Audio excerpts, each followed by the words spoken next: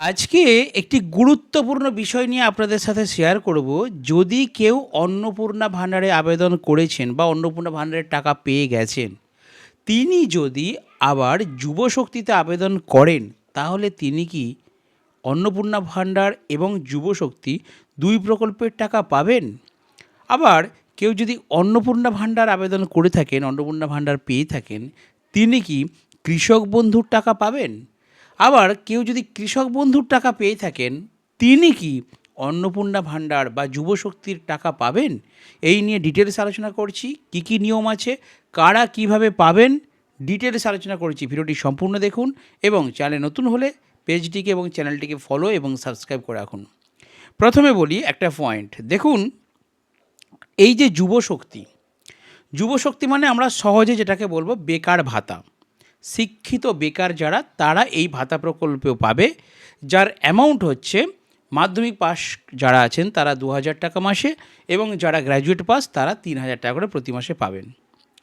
আচ্ছা, এখানে বয়সের সীমাটা ২১ থেকে ৪৫ বছর, ২১ বছর থেকে ৪৫ বছর বয়সী যারা বেকার যুবক যুবতী, তারা কিন্তু এই বেকার ভাতা প্রকল্পের টাকা কিন্তু পাবেন।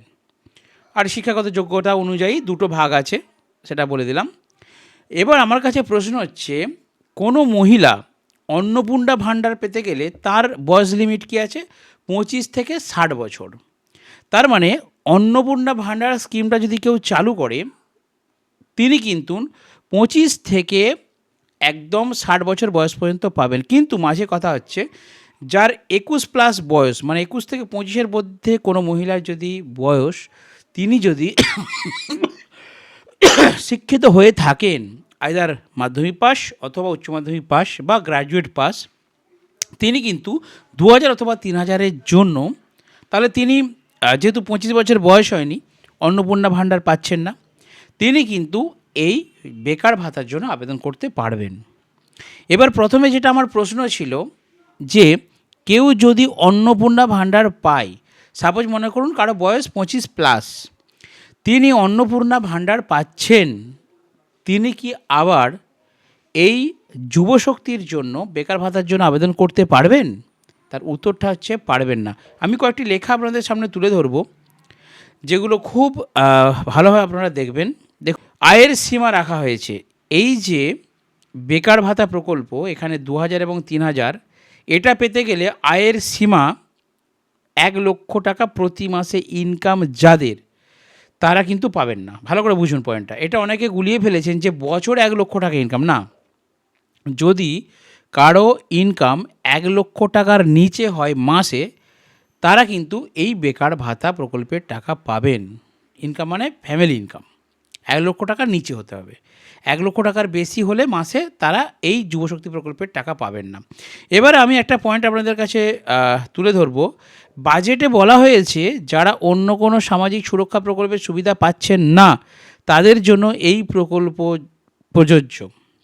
আবেদনকারী নিজে অন্য প্রকল্পের সুবিধা পেলে তার কি আবেদন বাতিল হবে?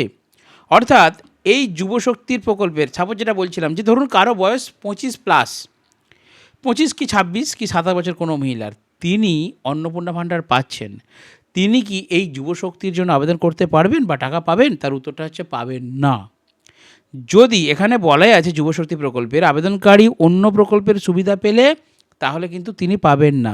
অন্য প্রকল্প মানে যদি কেউ কৃষক বন্ধুর জন্য বা কৃষক বন্ধু পেয়ে থাকেন, তিনি কিন্তু এই যুবশক্তি প্রকল্পের টাকা পাবেন না। যদি কেউ অন্নপূর্ণা ভাণ্ডার পেয়ে থাকেন, তিনি কিন্তু যুবশক্তি প্রকল্পের টাকা পাবেন না। তিনটের মধ্যে, কৃষক বন্ধু, অন্নপূর্ণা ভাণ্ডার এবং যুবশক্তি, তিনটের মধ্যে যে কোনো একটা আপনি পাবেন। এবার আপনি বলবেন যে, কেউ ধরুন অন্নপূর্ণা ভাণ্ডার পাচ্ছেন, সে আবার যুবশক্তির জন্য আবেদন করে দিল। এখানে কিন্তু যদি সে মাধ্যমিক পাস হয়, তার লস হবে, কারণ যুবশক্তিতে ২,০০০ টাকা, অন্নপূর্ণা ভাণ্ডারে ৩,০০০ টাকা। আর যদি কেউ যুবশক্তিতে ৩,০০০ টাকা পায়, অন্নপূর্ণা ভাণ্ডার তার চলে গেলেও কোনো অসুবিধা নেই, কারণ এখানেও সে ৩,০০০ টাকা পাবে যদি কেউ গ্র্যাজুয়েট পাস হয় মহিলা। সেই জন্যই কথাটা বললাম। কিন্তু সরকার তাহলে বুঝবে কীভাবে? দেখুন, সরকার এই যে টাকাটা দেয়, এই যে পেমেন্টটা দেয়, এটা কিন্তু ডিবিটি লিঙ্কের মাধ্যমে দেয়। সেখানে যখনই ডিবিটি লিঙ্কের মাধ্যমে কারো যুবশক্তি প্রকল্পের টাকা দেওয়া শুরু হতে, সেখানে কিন্তু অটোমেটিক দেখা যাবে যে অলরেডি এই বেনিফিশিয়ারিটি মানে এই আবেদনকারীটি অলরেডি অন্নপূর্ণা ভাণ্ডারে 3,000 টাকা পেয়ে গেছেন, সেক্ষেত্রে কিন্তু যুবশক্তি প্রকল্পের টাকা দেবে না। মানে মোদ্দা কথা হচ্ছে 3টে প্রকল্পের মধ্যে যে কোনো একটি আপনারা পাবেন। যদি মনে করুন আপনারা অন্নপূর্ণা ভাণ্ডার পাচ্ছেন, আপনারা যদি কৃষক বন্ধুর জন্য আবেদন করেন, পাবেন না। অলরেডি পাচ্ছে এরকম অপশন কিন্তু দেখাবে। কেন্দ্র সরকারের স্কিম এখানে পরিষ্কার বলা হয়েছে, যদি কেউ একটা সরকারি প্রকল্পের সুবিধা পায়, সে কিন্তু দ্বিতীয় প্রকল্পের সুবিধা পাবে না। কৃষক বন্ধু এবং যুবশক্তির ভেরিফিকেশন দেখুন কী বলা হচ্ছে। অনেকেরই কৃষক বন্ধুর ভেরিফিকেশন চলছে। যুবশক্তির টাকা না পাওয়ার ভয়ে অনেকেই ভেরিফিকেশন করবেন কি না ভাবছেন। এখন কৃষক বন্ধুতে টাকার অঙ্ক হচ্ছে 2,000, তাই তো? অপরদিকে